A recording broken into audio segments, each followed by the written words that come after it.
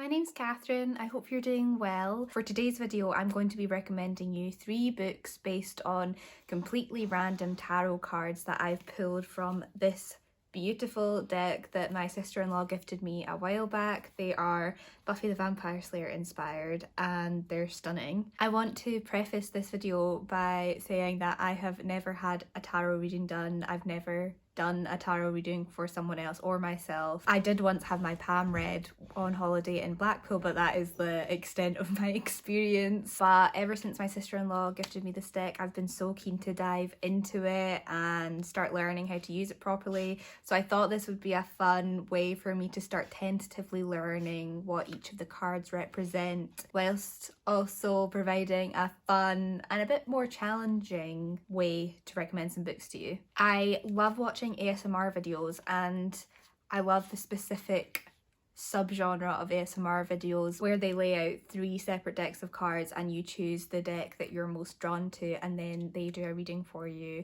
I find it so relaxing. So I'm not going into this completely blind, and I did do a bit of research beforehand on like the best way to shuffle the deck and stuff like that. I'm going to be using the guidebook that came with this deck to help me come up with the recommendations and understand what each of the cards represent. But I'm pretty sure each of the cards has lots of Buffy references jotted in, which I think I'm just going to gloss over because whilst I love the show, you who's watching maybe haven't seen it and won't get the references, so that's not what this video is about.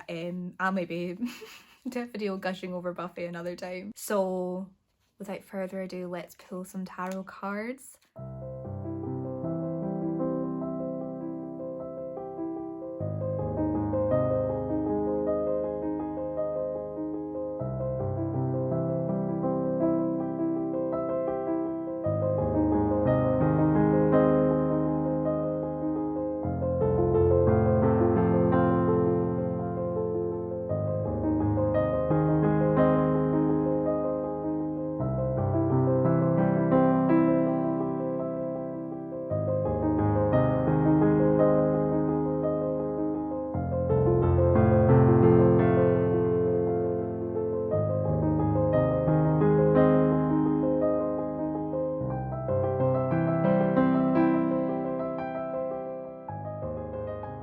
So the first card I pulled was the 2 of Pentacles reversed, and I'll read you out the description from the guidebook for this. This card warns of overcommitting in one area while other important parts of your life are neglected. So pursue your dreams, but be sure you aren't doing it at the expense of your loved ones. So what I decided to look for this card was a book that has a main character in it who is solely focused on one aspect of their life, namely their career, that becomes a bit of a detriment to other parts of their lives. And I wanted one of the main arcs of the story to be this character figuring out that they need to take time out to nourish other parts of their life as well as their career. And this one came pretty easily to me. I've chosen Take a Hint, Dani Brown by Talia Hibbert. This is the second book in the Brown Sisters trilogy, and I love all of these books so much. I think the third one, Act Your Age, Eve Brown, is probably my favourite out of the 3, but I love each of them. They're all really amazingly written, very funny, and showcase a really diverse cast of characters. So Take a Hint, Dani Brown follows the middle sister,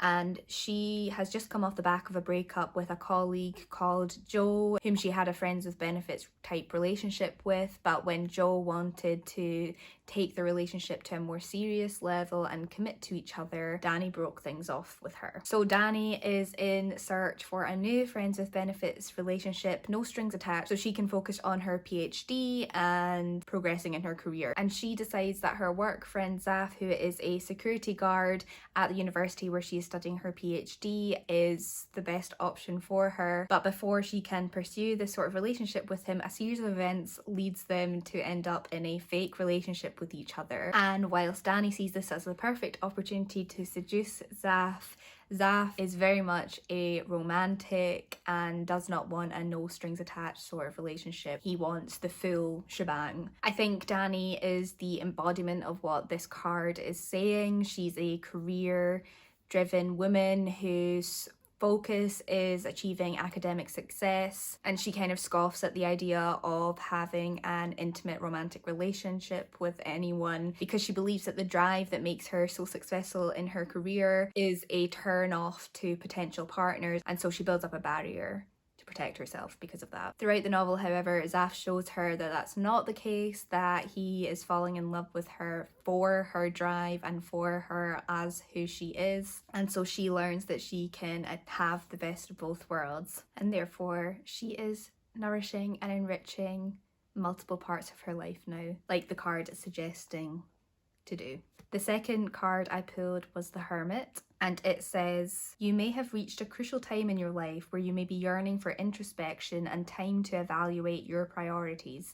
Give in to solitude. So initially for this card, I was thinking of books that feature a main character who has retreated somewhere by themselves, has gone away on a trip by themselves in order to reflect on their life, on choices they've made, and tried to better themselves within this isolated place where they can be with themselves. And I was thinking for that possibly Beach Read by Emily Henry, but then I had a eureka moment and instead decided to interpret the card a different way and went for Piranesi by Susanna Clarke, because this is one of my favourite books of all time. This is a bit of a different interpretation for the card because Piranesi doesn't so much seek isolation and a place where he can be introspective, but it is instead thrust upon him. Piranesi is a book about the character Piranesi, who has spent his whole life that he can remember in solitude. All he has ever known is the endless labyrinth that he calls home, lined with thousands of statues and an infinite number of rooms, and he wakes the same day, each the same as his last, exploring his strange home where he lives completely by himself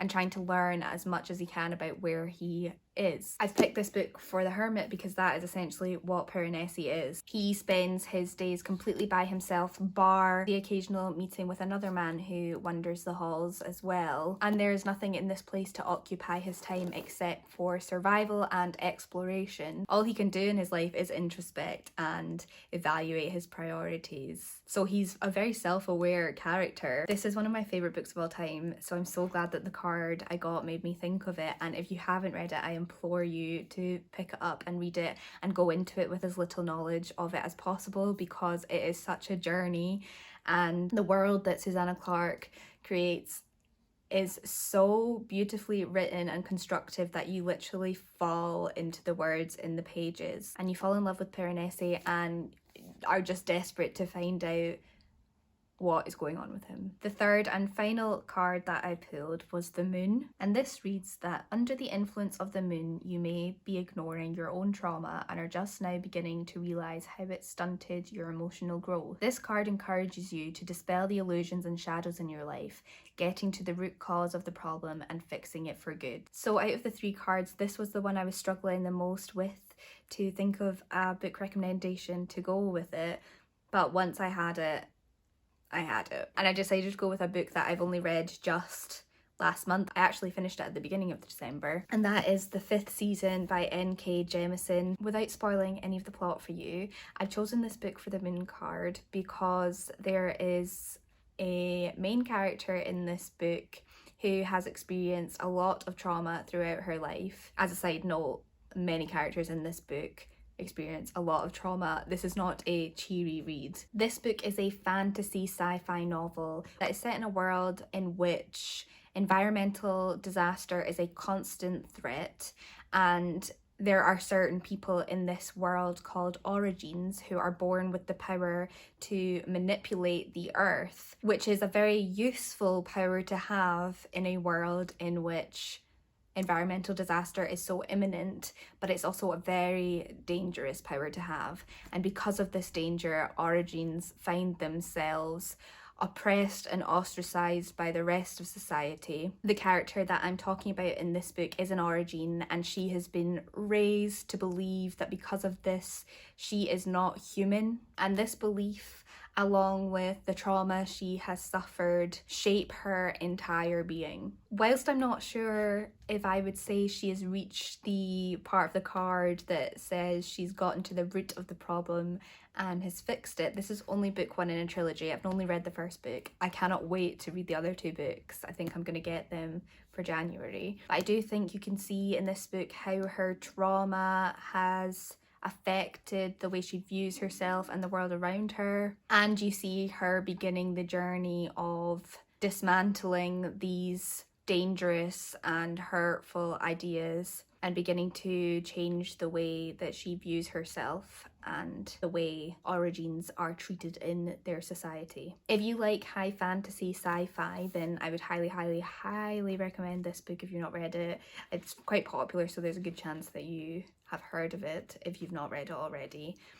Even if you don't tend to go for that genre though, I would still recommend maybe giving it a chance, because whilst the world is very complex and detailed, the writing style, N.K. Jemisin's writing style, is so accessible whilst being so powerful and affecting at the same time. I just think it's definitely one of the best books I've read this year. I'm so happy that I found it. And that's that. I really hope that you've enjoyed this video and that you've agreed with the accuracy of my recommendations based on the cards I pulled. I really enjoyed making this video, and I really enjoyed the concept of it. So I might make another one in the future. I might even make some shorts of like pulling one card. I've never tried making a short before, but maybe it's time that I try and push myself a bit further.